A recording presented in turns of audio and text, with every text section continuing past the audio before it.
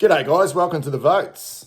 I was going to just wait around for the round 18 coaches votes, which come out on a Monday. But I'm not thinking any of our players will feature in the coaches votes. Will one sneak in with a vote or two? Yeah, I doubt it. I doubt it very much. So we'll just go with the My Blue Heaven medal and the My Blue Hell medal, the best and the worst, the good and the bad. As we always say, round 18, season's well and truly over for us, but these medals keep rolling along. And obviously the My Blue Heaven medal, as you know, is probably done and dusted now. We've got a leader who looks like he can't be caught, but it's very, very tight, very, very close for the My Blue Hell medal. So we'll start, as we always do, with the My Blue Heaven medal for the best. And it was once again a very disappointing performance by our team, an expected performance, but from an individual perspective, it was very hard to find players who put together a four-quarter performance, a consistent performance, looking for players who had kind of an impact on the game at some point in time.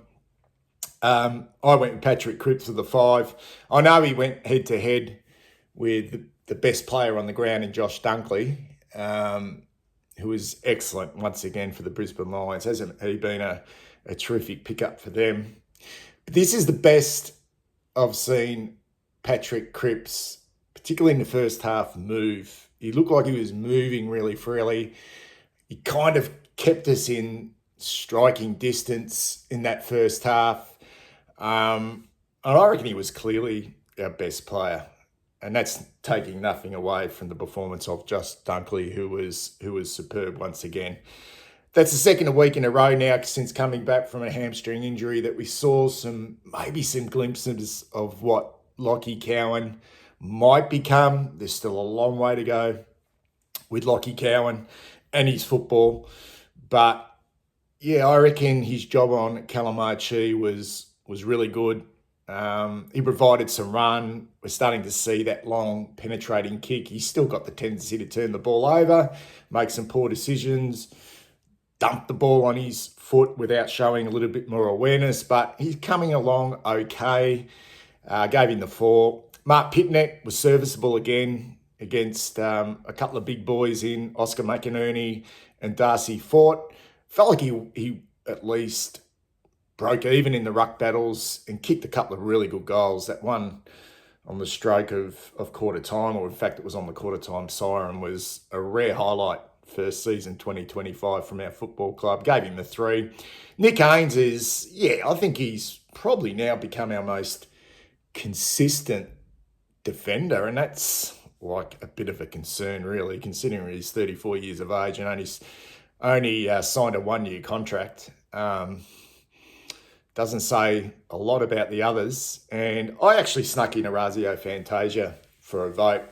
Played on a wing and kicked a goal early. And I reckon he provided a little bit of dash, a little bit of flair.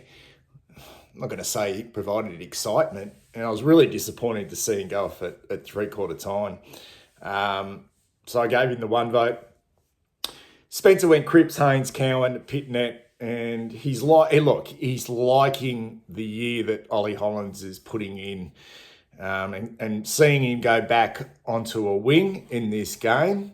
Hopefully that's something the club continue to do for the rest of the season, including a game coming up against Melbourne this weekend at the MCG.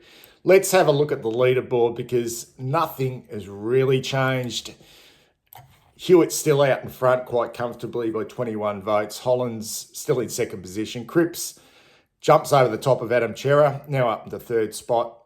Nick Haynes up into 5th spot. He leapfrogs both Tom De Koning and Jacob Weeder, and Jack Silvani, Mitch McGovern, Sam Walsh. That top 10 has been the same for some period of time now, which, yeah, that probably says a lot, really.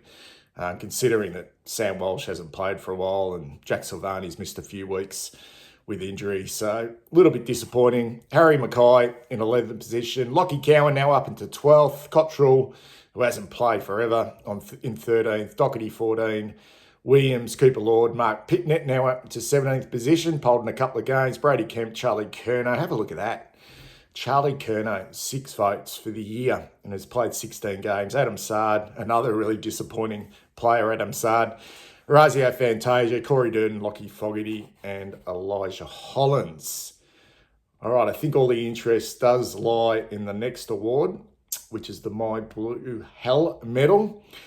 This is how we voted for the Brisbane Lions game. I'll put those votes up now. No real surprises here. However, you could have probably thrown in some other players into these votes. I went Fogarty 5. I would be absolutely gobsmacked if he's not in the VFL this weekend. And doesn't face the axe. Really poor performance offensively and I think defensively as well. And I mean, I know it's rotating players into these positions. Are they going to provide anything different to what Lockie Fogarty does? Have they been tried before? But I think probably 2 of our better players in the VFL on the weekend were Will White and also Francis Evans. And I know people will say, well, Francis Evans has had his opportunities, but geez, I tell you what, Lockie Fogarty has had a hell of a lot of opportunities this year and continues to disappoint. Tom De Koning provided very little, both in the ruck and when he spent time forward. Chincotta, I know he played a defensive role on Hugh McCluggage, and Hugh McCluggage probably didn't have his best game, but I still felt like McCluggage had a big impact. And the best sides in the competition, they know how to work around a really defensive tagger. And Chincotta kept losing his feet, only had 7 touches himself. Wiedering, I just don't even know what role he played on the weekend. I really don't. Gave him the 2. And Matthew Carroll, who, look, he's a young player, but had some absolute howlers. I gave him the 1. Spencer went Chincotta, Fogarty, De Koning, Curnow. What's that 4 weeks in a row now that Charlie Curnow has not kicked a goal? Is that 4 in a row? That is like, God, who would have thought that? And he gave Matthew Carroll a 1. Let's look at the leaderboard because this is close after round 18. And this can go anyway, and I am thinking that Akers will get back into the team, although he didn't really fire a shot in the VFL. I really don't mind some of these players, these more experienced, seasoned-bodied players coming back into this team now with only 6 games to go. I don't know what really what can be gained from chucking in too many young players into this broken system. But it will certainly make this award really interesting if Akers comes back in, because he sits in 2nd position. Motlop hasn't polled in this award for a while. Curnow, he's making a charge. He's in 3rd position on 40 votes, now polled in 8 games from his 16. Fogarty, he's up into 4th position. He's on 36 votes. De Koning, McGovern, Chincotta is a big mover as well. Doherty, Cooper Lord and Jacob Wiedering. Interesting that both Jacob Wiedering and Tom De Koning guys, they feature in both the top 10 in both awards. We've got Will White, Francis Evans, Zach Williams, Ollie Hollins, Nick Haynes, Corey Durden, Adam Sard, Sam Walsh, Patrick Cripps, Razio Fantasia, Brody Kemp, Lewis Young, Adam Chera, Elijah Hollins, Jack Silvani, Big Harry O'Farrell, Matthew Carroll. Got some votes in this game. Lockie Cowan, Ashton Moyer, George Hewitt. Got Hudson O'Keefe, who returned in the VFL on the weekend, George Hewitt and Mark Pitnett. That's the way we saw it, guys. How did you see it? Who was the best? Who was the worst?